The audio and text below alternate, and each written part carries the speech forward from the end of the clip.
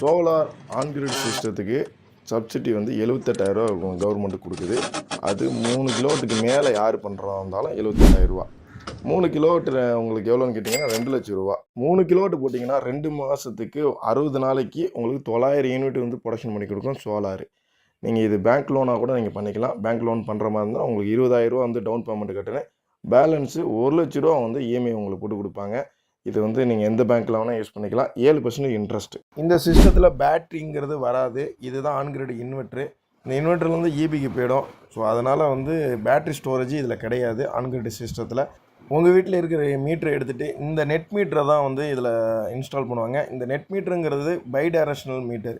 இதில் வந்து நீங்கள் எவ்வளோ இன்புட் பண்ணிடுறீங்க, எவ்வளோ ஈபிலேருந்து கன்சியூம் பண்ணிடுறீங்க, ஈபிக்கு நம்ம எவ்வளோ கொடுத்துருக்கோங்கிறது இந்த மீட்ரு மூலமாக தெரியும். இந்த மீட்ரு வந்து நம்ம இன்ஸ்டால் பண்ணுவோம் இந்த ஆன்-கிரிட் சிஸ்டத்தில். இப்போ பார்க்க போகிறது நம்ம ஆஃப்-கிரிடு. ஆஃப்-கிரிட்னா பேட்ரி இருக்கும், இன்வெர்ட்டர் இருக்கும், பேட்ரி இருக்கும், அதுக்கடுத்து ஏசிடிபி இருக்கும். இதை வச்சு நம்ம கனெக்ட் பண்ணிவிடுவோம் பேனலோட. இதில் வந்து பேட்ரி பேக்கப்பு வந்து எப்போவுமே இருக்கும். ஒரு வீட்டுக்கு வந்து ஆன்-கிரிடும் தேவை, ஆஃப்-கிரிடும் தேவை. 5 கிலோவாட் ஆன்-கிரிடு போட்டால் 2 கிலோ வந்து ஆஃப்-கிரிடு போட்டால் நம்ம புயல் மேலே அது பவர் கட் ஆகலாம். அப்போ இந்த பேட்டரியை வச்சு நம்ம யூஸ் பண்ணிக்கலாம். ஸோ இந்த மாதிரி விஷயங்களுக்கு இந்த ஆஃப்-கிரிட் யூஸ் ஆகுது.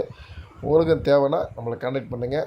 மேலும் தேவை கமெண்ட் பண்ணுங்கள். இப்போ லோன் அப்ளை பண்ணுறோன்னா மஸ்ட்டாக நமக்கு என்னென்ன தேவைன்னா இபி பில் வேணும், அப்புறம் பேன் கார்டு வேணும், ஆதார் கார்டு வேணும், சிபில் ஸ்கோரு 680க்கு மேலே இருக்குன்னு, ஏஜ் வந்து பிலோ 65 கீழே இருக்குன்னு.